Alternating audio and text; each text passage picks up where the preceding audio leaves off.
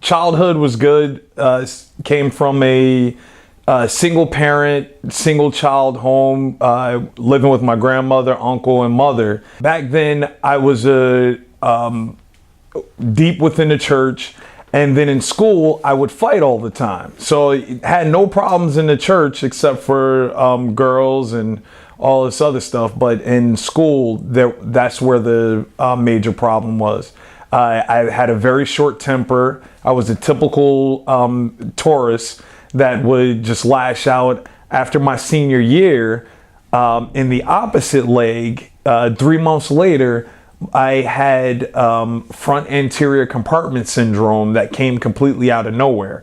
Dr. John McKeon, he said to me, here are your options. One, we can wait around and see how if your leg is going to relax. If not, we're going to have to amputate it at the knee because your leg is going to be completely dead. There's no blood circulating or anything. Or we can prep you for surgery right now, cut it open, see how much of it we can save. I was like, well, I like that idea. It's like, do you have to go to the bathroom? I said, no, I don't. Nurse, prep them for a catheter. No, I can go to the bathroom. So I hobbled over to the bathroom.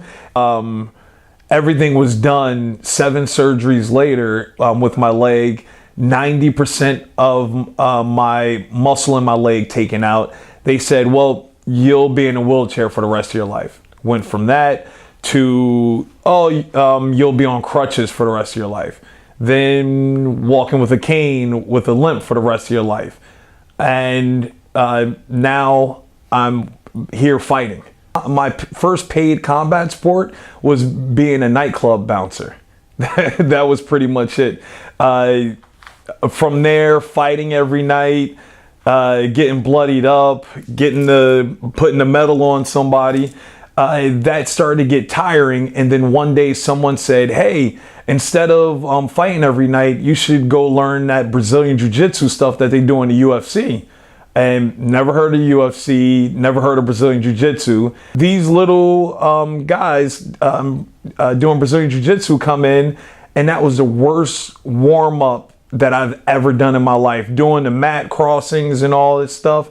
It was horrible. I'm out of breath, trying to hold my body weight up, arms are trembling, couldn't understand it. But from that point on, I was all in and didn't have any idea or sight set on fighting at all. That was the furthest thing from my mind. To me, it was just an echo in my head from the guy saying, oh, you're always fighting at the club. You should learn how to grab someone and be able to choke them out.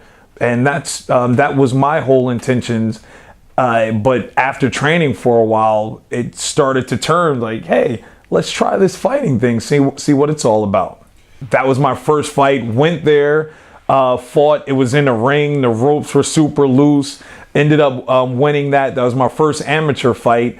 Then put my clothes on, drove back to New Jersey and worked security that night. I had to stop powerlifting and start working on conditioning my body for endurance. That's when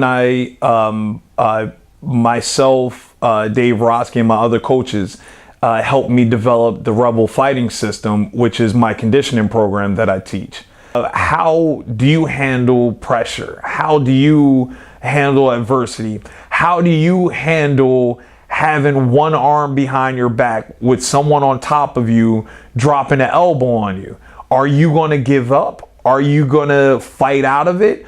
Are you going to get back up? Are you going to change a position? What are you made of? That's what mixed martial arts is to me. Not the fighting part of it, the every part of it. I know a lot of people that can either be flakes or really finicky, and that you can't really trust in them. But with Eddie Rowland and Dave Roski, I can trust in them with my life. Well, that's pretty much what this mixed martial arts life is about. It's learning from those that can take your life so that you can better protect yourself. I understand that life is short because instantly it could be over. I've been shot at before, I've been in bad car accidents. Life can be over instantly. So why complain about these little mundane things? Because it's not going to get you anywhere. I feel as though a lot of people need a lot more controlled struggle in their life to be able to open their eyes, to be able to enjoy every sunrise, to be able to enjoy their family more, and not complain about every little thing, because most of the stuff isn't important. All you have in this existence is time, experience, and memories. So you need to make the best out of every second that you have. A lot of people mess up. They don't practice what it is that they preach. And that's where I had to, especially as a father, I had to focus in on myself so that I can lead by example, not leading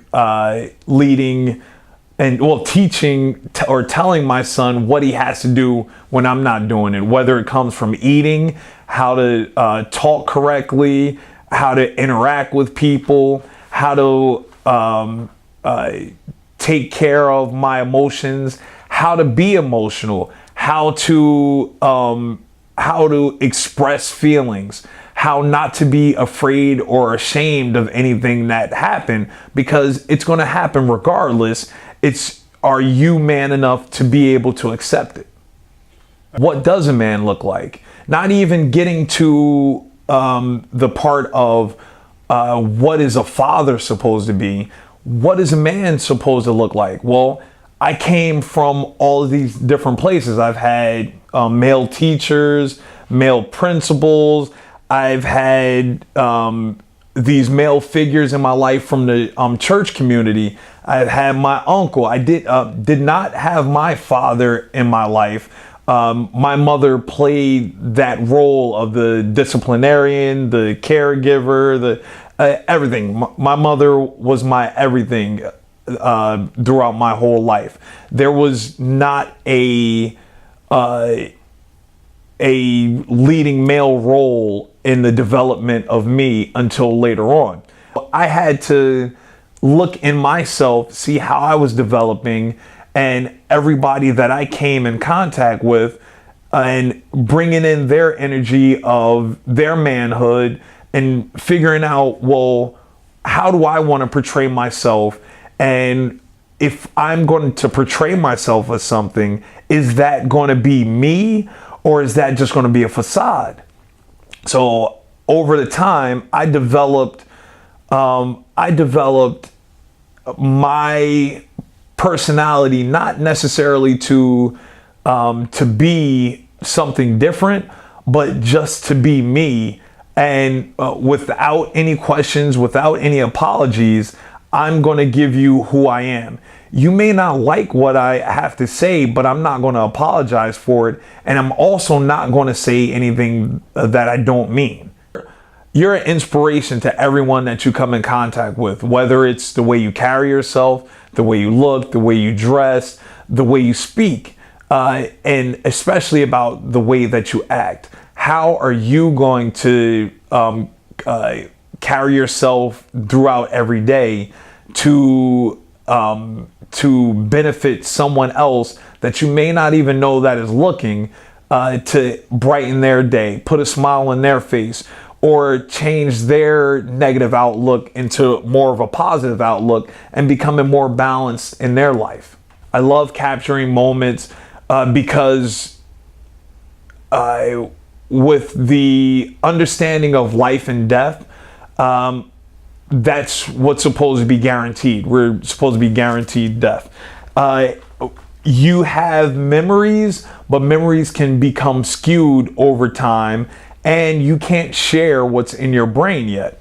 So having a picture of something reminding you of what you've gone through, or the different moments in your life, you can point back to a physical object and define or put a story to that. That's why I love taking pictures.